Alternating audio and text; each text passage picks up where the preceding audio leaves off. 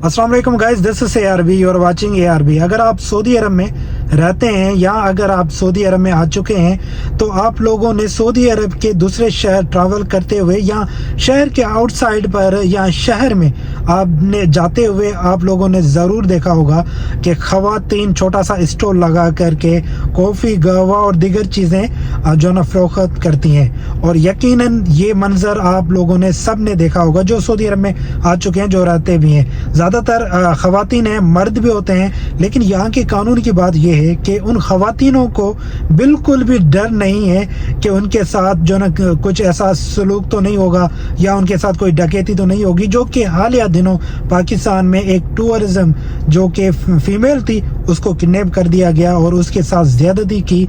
और यकीनन इस तरह के जो केस होते हैं वो दुनिया में हमारे मुल्क के इमेज को जो ना ठोस पहुँचाते हैं और उस मुल्क की इमेज को जो ना तहस नहस कर दिया जाता है। लेकिन सऊदी अरब में इनको ना तो खौफ है ना तो डर है। ज़्यादातर ख़वातीन सड़क किनारे पर जो ना खड़े होकर के छोटा स्टॉल लगा करके कॉफ़ी, कहवा और यहाँ तक के जूस वगैरह और दीगर चीज़ें भी भेजी जाती हैं। तो इन ख़वातीनों को यहाँ पर बिल्कुल भी डर नहीं होता क्योंकि यहाँ का कानून मजबूत है। हमारे सियासतदान, हमारे जो मुल्क को चलाने वाले, यकीनन उनके पास पावर है, अगर वो चाहें तो क्या कुछ नहीं हो सकता।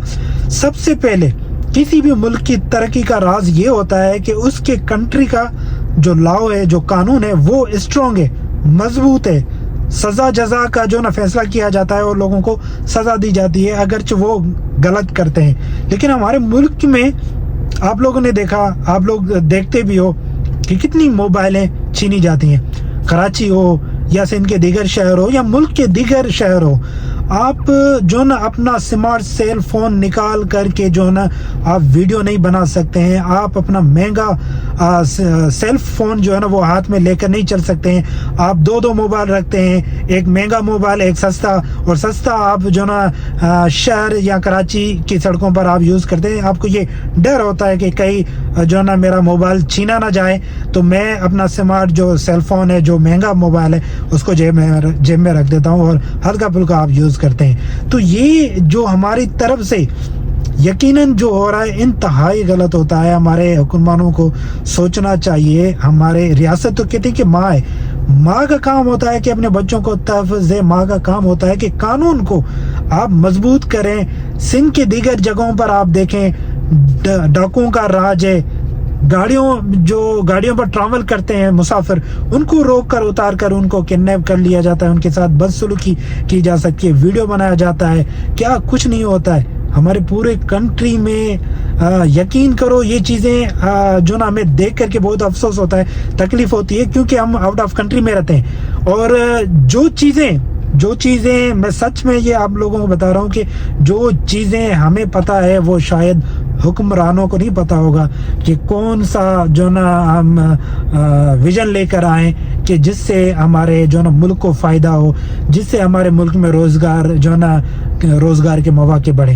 हम यहाँ पर सऊदी अरब में रहते हैं, यकीनन चीज़ों को देखते हैं। यहाँ पर जो ना आप देखेंगे जिस चीज़ का दुकान होगा ना तो वो वही चीज़ें रखेगा, दीगर या दूसरी चीज़ें नहीं रखेगा। इससे क्या होता है कि रोज़गार के मौके पैदा होते हैं। ठीक है, अगर दूसरी चीज़ें वो नहीं रखता तो दूसरे बंदा जो ना दुकान या उसका दुकान होगा वो खोलेगा, वो चीज़ें वो रखेगा।